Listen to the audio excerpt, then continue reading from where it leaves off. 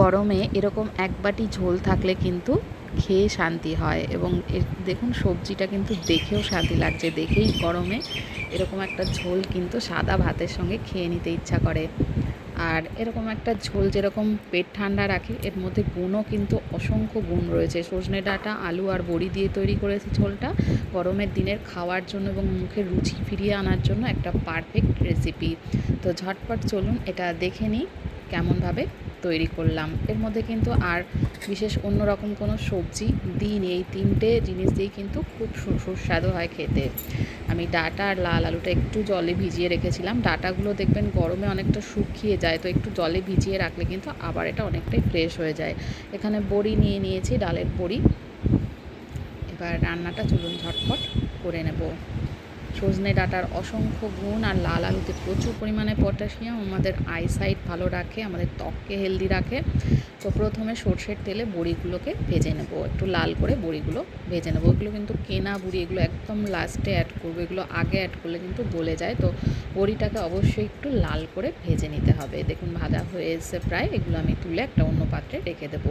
আর কড়াইয়ের মধ্যে আরও একটু তেল দিলাম, কারণ বড়িতে কিন্তু অনেকটাই তেল শুষে নিয়েছে। এবার দিলাম এর মধ্যে কালো জিরে, শুধুমাত্র কালো জিরে ফোড়ন দেবো, অন্য কিছু কিন্তু এই রান্নাটায় ফোড়ন দেবো না। এবার দিয়ে দিচ্ছি ডাঁটা আর লাল আলুটা। ডাঁটা কিন্তু বেশি ভাজবো না, বেশি ভাজলে ডাঁটা চিমড়ে হয়ে যায়, শক্ত হয়ে যায়। তো 2 মিনিট মতন একটু ভেজে নিচ্ছি নেড়ে চেড়ে।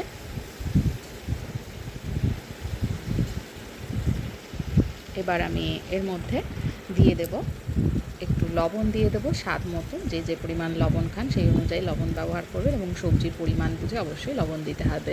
এবার দিয়ে দিচ্ছি একটু হলুদ গুঁড়ো। লবণ আর হলুদটা মিশিয়ে 1.5 থেকে 2 মিনিট মতন একটু নেড়ে চেড়ে ভেজে নেব, বেশিক্ষণ ভাজবো না।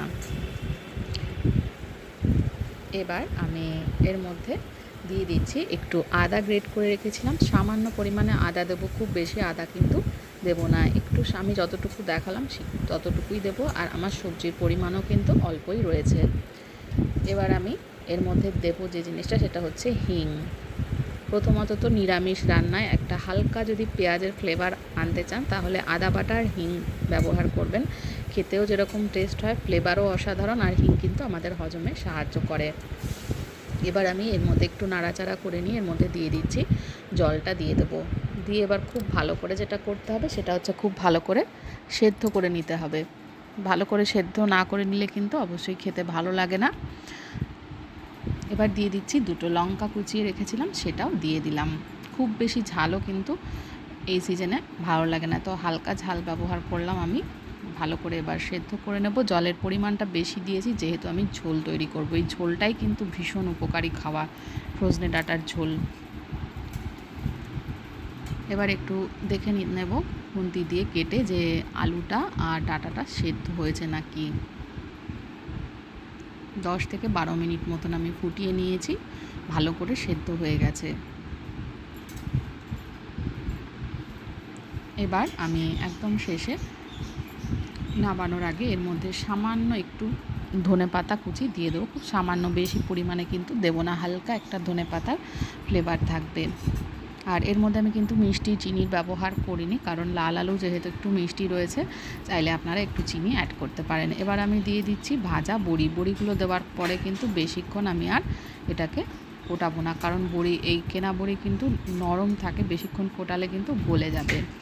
একটু জাস্ট ফুটিয়ে নিয়ে গ্যাসটা অফ করে ভাতের সাথে এটাকে সার্ভ করে দেবো।